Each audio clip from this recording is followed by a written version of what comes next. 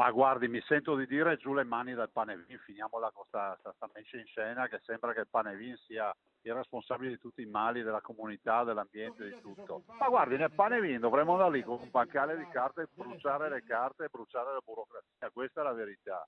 Il governatore Luca Zaia non ci sta proprio. Veder sparire piano piano dal Veneto, in particolare dalla Marca trevigiana, i tradizionali panevin cancellati dalla troppa burocrazia.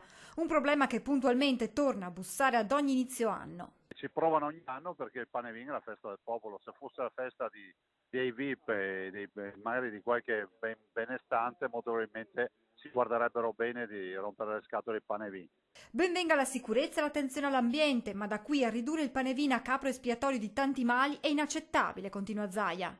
Sembra che su 365 giorni all'anno l'unico problema che ci sia in Italia, e in questo caso in Veneto, sia quello di rompere le palle a chi fa i panevin. Ma lasciamoli in pace questi panevin che da una vita, da secoli che si fanno. I panevin devono continuare ad esistere, sono una tradizione, una festa del popolo veneto, sottolinea il governatore. I panevin vanno fatti, è una tradizione che si perde nella notte dei tempi, un momento di aggregazione, e non dimentichiamoci che i panevin non vengono realizzati per fare bilancio o per sistemare i conti di qualche famiglia, di qualche imprenditore o di qualcuno, ma vengono fatti perché tutto l'incasso poi viene devoluto in beneficenza. Tradizioni alle quali, seppur a malincuori, molti hanno rinunciato, come nel caso di Sebastiano Bacicchetti, che quest'anno si è visto costretto a cancellare il tradizionale panevin che da un secolo la sua famiglia organizzava sul Colle San Paolo, a Vittorio Veneto. Troppe procedure burocratiche da seguire che inevitabilmente fanno lievitare i costi, e così il signor Bacicchetti ha preso questa seppur dolorosa decisione. L'anno scorso si è un po' complicata,